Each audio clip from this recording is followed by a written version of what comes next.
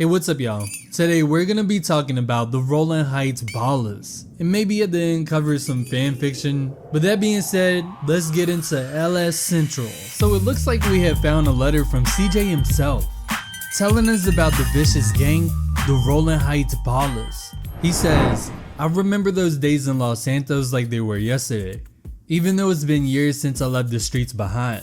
The Rollin Heights Ballas were a force to be reckoned with, a dark cloud that hung over the city, casting a shadow of fear wherever they went. We knew them by their purple attire, a symbol of their allegiance to the Ballas. But it wasn't just the clothing, it was the swagger, their gang signs, and even their slang that set them apart. They started in Jefferson, a place where many called home, and from there, they spread their influence like a cancer, choking the life out of our neighborhoods. Conflict was in their blood. They would always turn their aggression towards us, the families. Ain't nothing dope about the Grove, man. During the 90s, something changed. Set tripping became more common in the families. How'd it get so bad? I thought this was family's turf. Yeah, it's Temple Drive family. We don't roll with them no more. Which would contribute to our downfall. But the Ballas were like a powerhouse. We didn't stand a chance.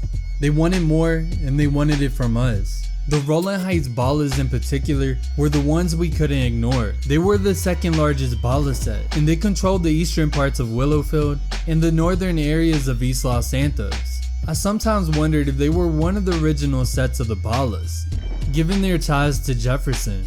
My first encounter with them was in the heart of Rollin Heights territory. I got dropped off by Tenpenny and Pulaski. They would harass me and try to pin a murder on me, making my life miserable by throwing me in the worst place I could imagine. Rollin Heights baller country. Now I ain't represented Grove Street in 5 years, but the Ballas won't give a shit. But my second encounter with them, it was me and my brother Sweet. He had convinced me to take the wheel for a drive-by mission. Turf, you dogs ready? Yeah, for sure, I'm ready. Carl, just concentrate on the driving and we'll take care of the shooting. Listen to the man, fool, and try not to park us up a tree or something. Yeah, if the car stops, we dead meat. Man, smoke, rider, dog. But anyways, we set out to the Ballas turf in Jefferson, around the Glen Park area. Tension was building as we pulled over, to go over our plan. Sweet's words echoed in my ear. Yeah, if the car stops, we dead meat. And so, we unleashed hell upon them, driving through the streets and spraying bullets at the Ballas.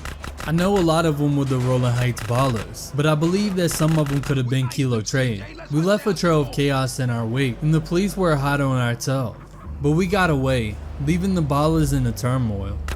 The Rollin Heights Ballas continued to plague us, like a nightmare.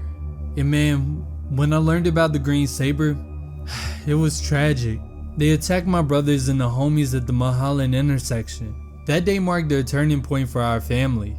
Big Smoke and Ryder betrayed us, which led to Sweet's imprisonment, my exile, and the weakening of the Grove Street families.